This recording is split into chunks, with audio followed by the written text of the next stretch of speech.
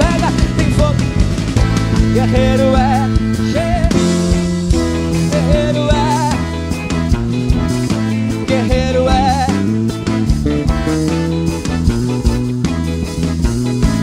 Guerreiro é, Jeová.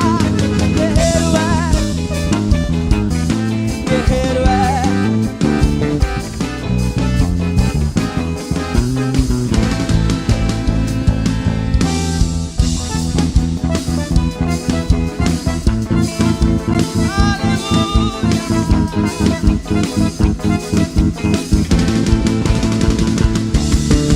Glória, glória, glória, glória. Levante as mãos, diga glória, glória, glória, glória, glória, glória, glória a Jeová. Glória, glória, glória, glória, glória, glória, muita glória neste lugar.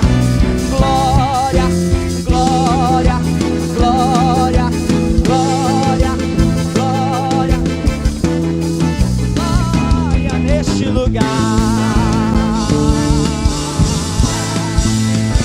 Aleluia! Sente adorando, exaltando a Jesus. Quero ouvir uma saudação.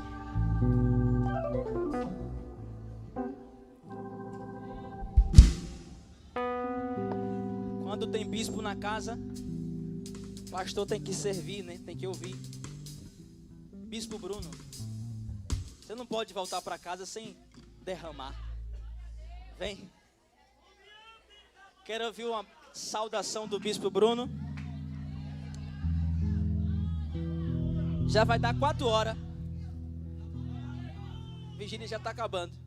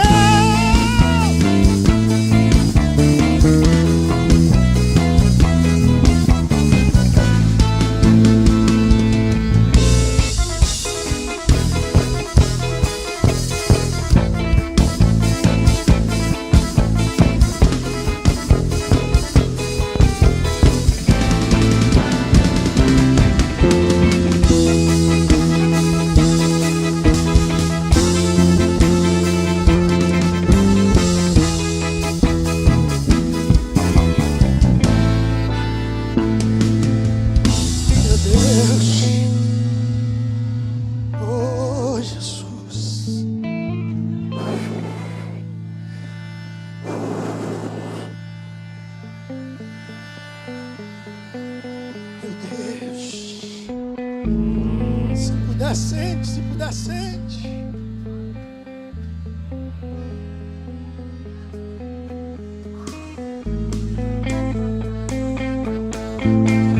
Números 13.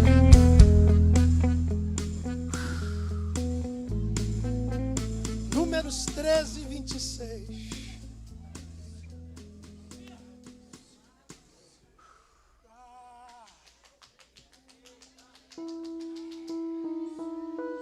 Números 13, 26. Vieram até Moisés e Arão, a toda a congregação dos filhos de Israel em Cádiz, no deserto de Parã, e lhes deram a informação, e a toda a congregação lhes mostraram os frutos da terra. Contaram-lhe e disseram: fomos à terra para onde tu nos enviaste. Verdadeiramente mana leite e mel, que este é seu fruto. Todavia, entretanto, porém, é forte o povo que habita na terra. As cidades fortificadas, muito grandes. Além disso, vimos os filhos de Anak. Os amalequitas habitam na terra do sul. Os heteus, os jebuseus, os amorreus habitam nas montanhas. Os cananeus habitam junto ao mar e à margem do Jordão. E Caleb fez com que o povo se calasse diante de Moisés e disse: subamos. Tem tradução que diz animosamente, a minha diz: subamos imediatamente e possuamos a terra, porque somos capazes de conquistá-la. Mas os homens que haviam subido com ele disseram: não poderemos subir contra aquele povo, porque são mais fortes do que nós. Amém, queridos? Eu estou tentando aqui, mas eu recebi uma unção muito forte. Meu Deus, escute. Boca da promessa. Porta de entrada da terra prometida. Moisés separa um líder, um maioral, um cabeça de cada tribo para espiar a terra, 12 homens. Passaram 40 dias, observaram, viram o poder bélico daquele povo, viram as cidades fortificadas, colheram os frutos. A Bíblia vai dizer que dos frutos que eles colheram, dentre eles tinha um cacho de uva, que era tão grande, tão pesado, que foi necessário 2 homens carregá-lo enrolado em uma vara. Então eles começam o relato dizendo, o interessante é que eles começam confirmando a palavra de Deus, porque a palavra de Deus, ela sempre se confirma. Não se preocupe quando Deus usar alguém para falar com você, Ele sempre confirma. E eles disseram: fomos à terra que tu nos enviaste verdadeiramente. O que Deus falou é verdade. Ela manda leite, ela manda mel. Aqui estão os seus frutos. Mas aquele povo deixou entrar no coração um entretanto, um porém, um todavia. E eles disseram: o povo é muito forte que habita naquela terra. As cidades são fortificadas. Ali tem os filhos de Anak, tem gigantes. É um povo que se consome entre os seus próprios moradores. Com outras palavras, eles estavam dizendo: é impossível nós entrarmos lá. Não temos poder, não temos força. Não tem como. O grande problema do povo de Deus é memória fraca. O grande problema do povo de Deus é carregar no coração um ditado secular que diz: pão comido, pão esquecido. Mas com Deus não é assim. Esses homens se esqueceram de todas as maravilhas que Deus tinha feito com mão forte para tirá-los do Egito. Eles se esqueceram das 10 pragas.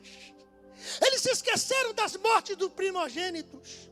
Eles se esqueceram do mar que se abriu e eles atravessaram em terra seca. Eles se esqueceram que quando atravessaram tiveram sede e com um galho seco, Moisés, usado por Deus, transforma águas amargas em doce. Eles se esqueceram que todos os dias pela manhã Deus mandava o maná do céu. Agora eles estão na porta de entrada da terra. Era espiar 40 dias, trazer relatório e deixar o resto com Deus. Porque quando Deus promete algo a alguém, Ele vai cumprir. Escute. Na vida do crente, se alguém disser que é fácil, está vivendo um evangelho diferente do meu, está lendo uma Bíblia diferente da minha. Na vida do crente, se disser que não tem dificuldades, está vivendo um evangelho diferente do meu, está lendo uma Bíblia diferente da minha. O que acontece com esses homens, quando eles estão a um passo de tomar posse da promessa, é que eles pararam, porque olharam para os obstáculos. As cidades são fortificadas, o povo é forte, tem gigante ali, eles são como gafanhotos, e assim também eles nos enxergam. É impossível entrar, é impossível vencer. Mas dentre eles tinha um que disse: ei, calem-se todos, vamos subir animosamente, vamos subir com alegria, vamos subir com júbilo, vamos subir com cântico, vamos subir com louvor, porque certamente Deus já entregou a terra em nossas mãos, vamos subir imediatamente. Mas eles olharam para os obstáculos. Deixa eu lhe dizer uma coisa: você vai encontrar muitos obstáculos na sua caminhada, mas não deixe os obstáculos te parar, não deixe os obstáculos roubar a sua fé. Eles olharam para os obstáculos. Me escute. Quando Golias se levanta contra o exército de Israel, 40 dias afrontando, e 40 dias o exército olhava para aquele grande obstáculo. Preste atenção. Existem divergências da altura de Golias, porque existia duas formas da medida de côvado. A Bíblia diz que Golias tinha 6 côvados e 1 palmo. O côvado é a medida do dedo do meio até a ponta do cotovelo. Alguns mediam o côvado por 40 centímetros. Outros mediam o côvado por 66 centímetros.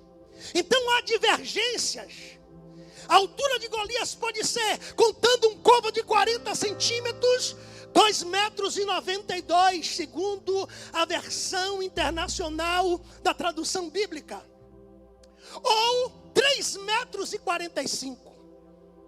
Aquele homem se coloca, a Bíblia diz que ele tinha um capacete de bronze. A Bíblia diz que ele tinha uma couraça, que é a parte que é como uma camisa da armadura. E só a couraça de Golias pesava 60 quilos. Quantos quilos você tem? Deixa eu pegar o mais magrinho. Tem quantos? 65.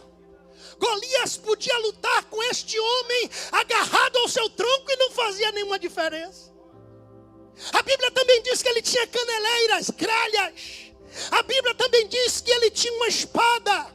A Bíblia diz que ele tinha uma lança com uma ponta que pesava 7 quilos a ponta da lança. A Bíblia diz que ele ainda tinha um escudo e um escudeiro com toda sorte de armas. Alguém não vai entender porque Davi vai com uma pedra e uma funda. Mas no livro de Juízes, a Bíblia vai narrar a história de 600 benjamitas que guerreavam com a funda e com a sua mão esquerda podiam acertar até um fio de cabelo quando era mirado.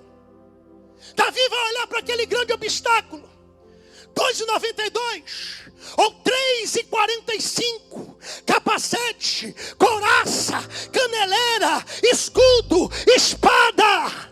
Enquanto todos estavam marchando para trás, 40 dias, porque Golias afrontava, mas Davi marcha para frente e diz: diz: olha, você vem a mim com espada, com escudo, com lança, mas eu vou a ti no nome do Senhor dos exércitos. Escute, não foi a funda que derrubou, mas a palavra que Davi já tinha liberado antes: eu vou no nome do Senhor.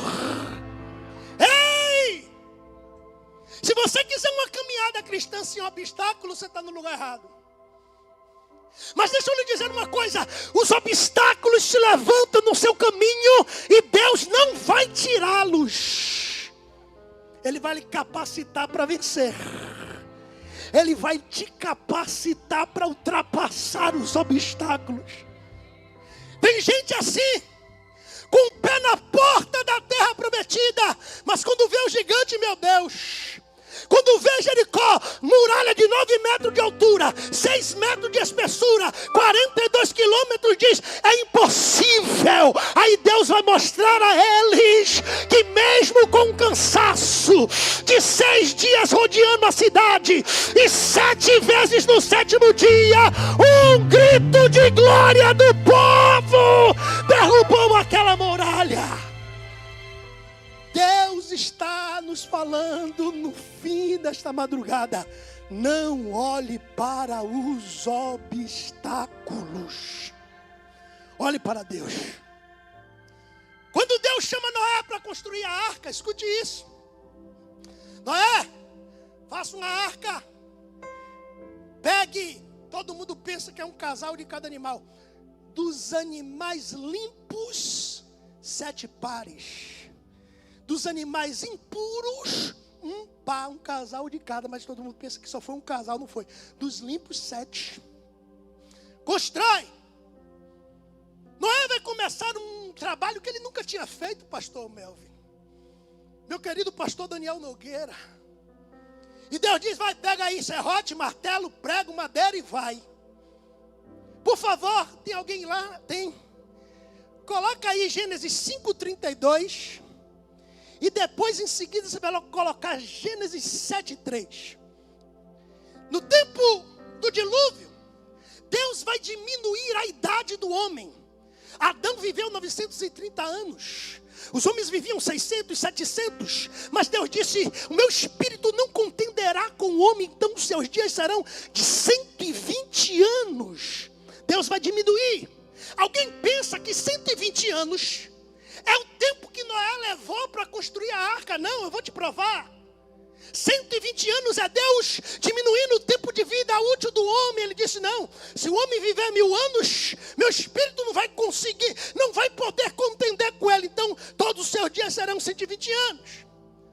Mas Noé leva um tempo para construir.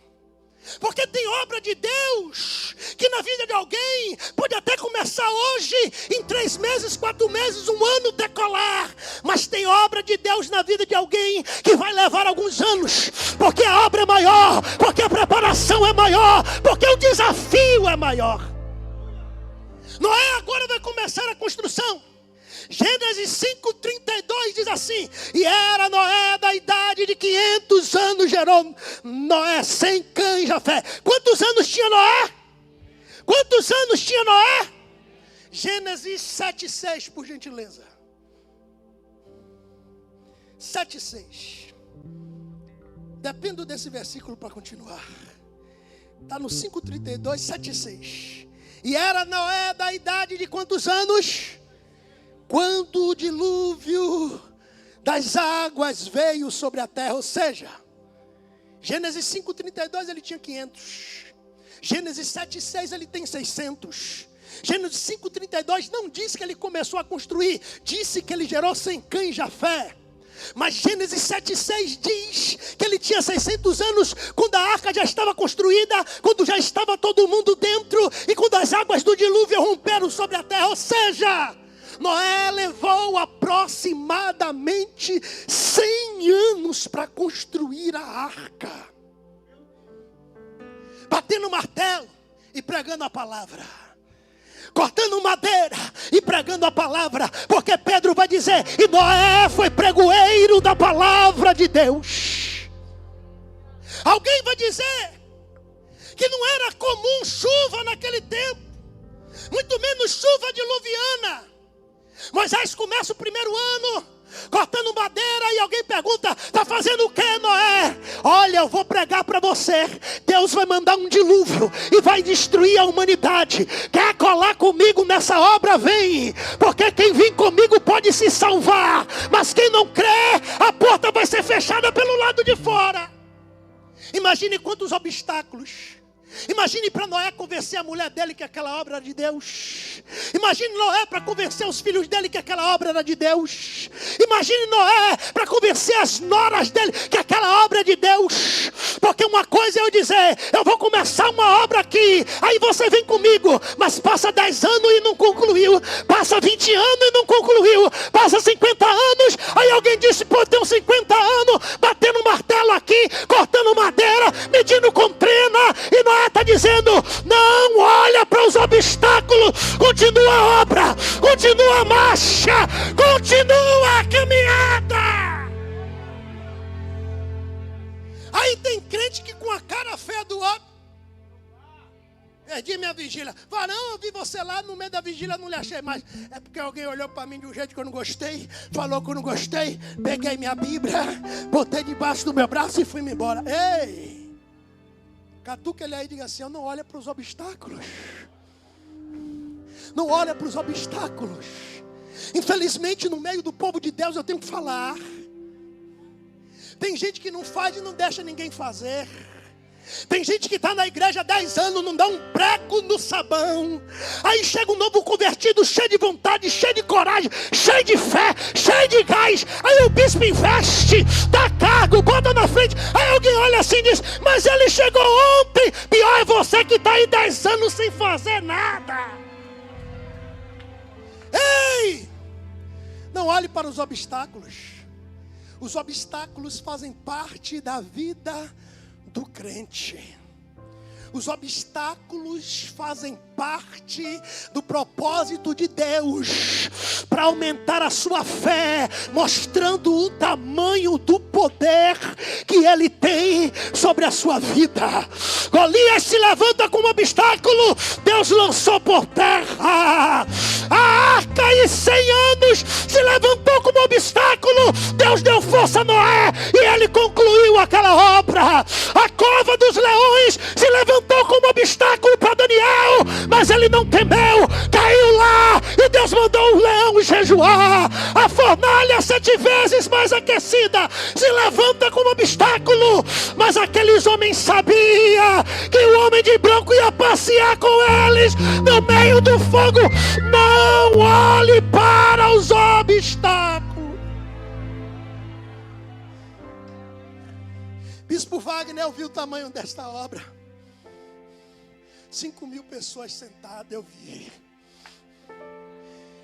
Obra social tremenda, eu vi. Lugar para idoso, lugar para criança, lugar para órfão, lugar para viúva, eu vi. Isso aqui é só um ensaio.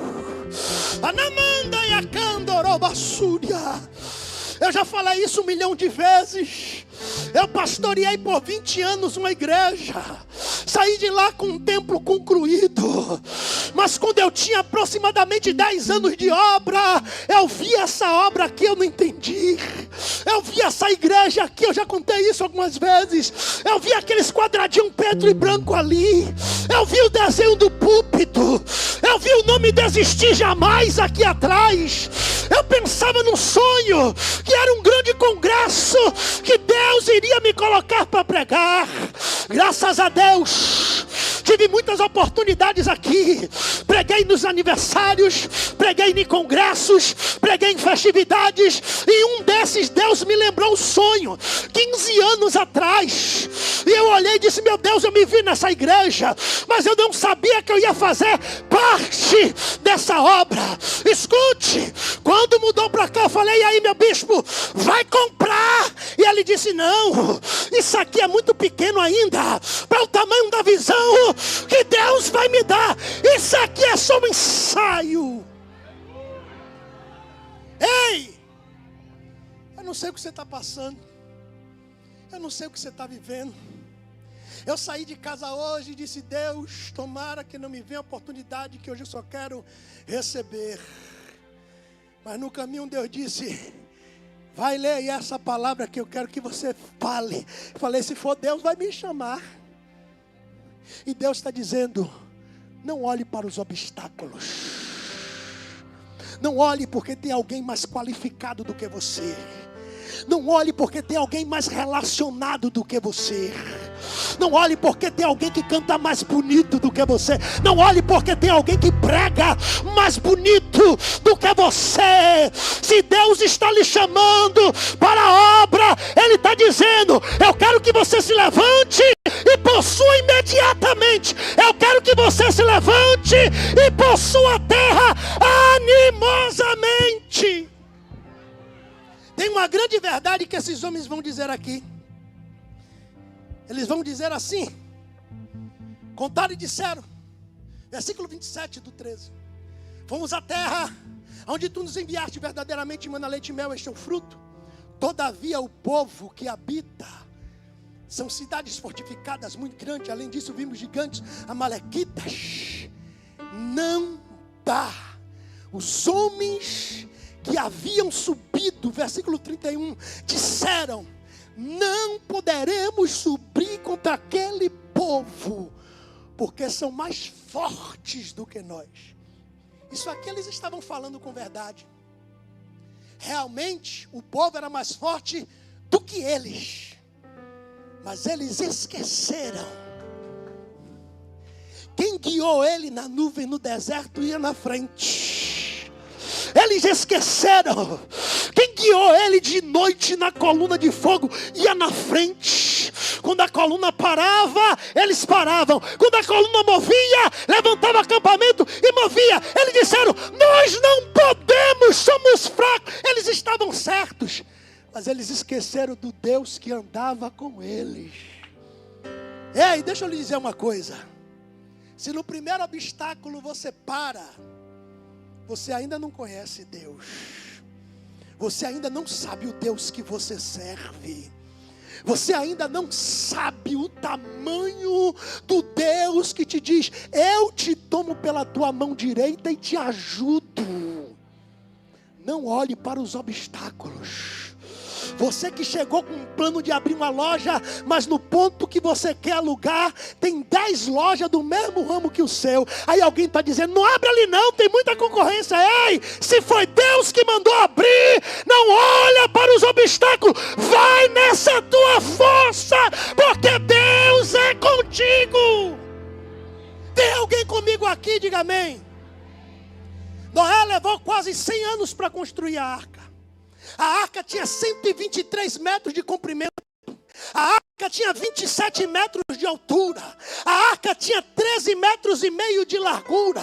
A arca tinha 3 andares. A capacidade de armazenamento da arca podia conter 3.000 espécies de animais diferentes. E Noé trabalhou 100 anos acreditando que o Deus que mandou era o Deus que iria garantir. Qual é o obstáculo que está se levantando no seu caminho? Quando a morte se colocou diante de Pedro, palavra de rei, irrevogável. Quando a menina dançou para esse mesmo rei, o rei deu uma palavra: pede o que quiser, até metade do meu reino eu te dou. Palavra de rei. A menina, instruída pela mãe, disse: eu quero a cabeça de João Batista. O rei se apertou, se constrangeu, mas ele tinha liberado uma palavra que ele não podia voltar atrás e mandou cortar a cabeça do profeta. Esse mesmo rei matou Tiago e mandou prender a Pedro, querendo apresentá-lo depois da Páscoa. Aí a Bíblia diz assim: e na noite, ao dia que Pedro iria ser apresentado, ele estava dormindo. Interessante que vigília é lugar de crente que quer milagre. Vigília é lugar de crente que está passando luta muitas vezes. Vigília é lugar de crente que precisa se fortalecer. Vigília é lugar de crente que tem propósito. Se a gente tem ameaça de morte sobre a nossa vida, vai para a vigília, vai para o jejum, vai para a oração. Mas sabe o que foi que Pedro fez? Pedro foi dormir. Porque ele sabia o tamanho do Deus que fez a promessa para ele. Ele se lembrou que em João 21, Jesus abraçou ele e disse: Pedro, quando você era novo, você se cingia e ia para onde você queria. Mas quando você for velho, outro te cingirá. Quando Pedro está preso, havia um ano que Jesus tinha falado para ele isso. Ninguém fica velho em um ano. Daqui a um ano, você vai olhar para mim e eu estou bonitinho assim, do mesmo jeito que eu estou hoje. Não vai ter um cabelo branco ainda daqui a um ano na minha cabeça. Pedro disse, um soldado do lado, outro do outro, 4 na frente, 4 atrás, eram 16 soldados, portão de ferro. Pedro disse, vou dormir. Eu fico imaginando os soldados, um na esquerda, outro à direita, dentro da cela. Pedro acorrentado, dizendo, rapaz, como é que esse cara consegue dormir no corredor da morte? Vai morrer amanhã.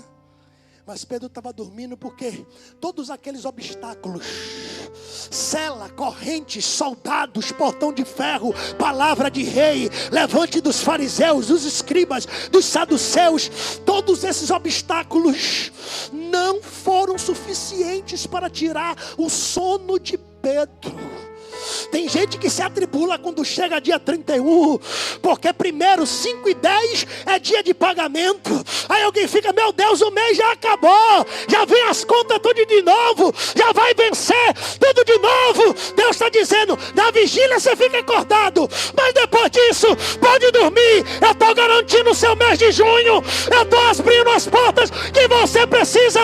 Não olhe para os obstáculos. Não olhe. Seja como Caleb. Ei, cala todo mundo aí. Psh. Nós vamos subir com alegria. E vamos subir imediatamente.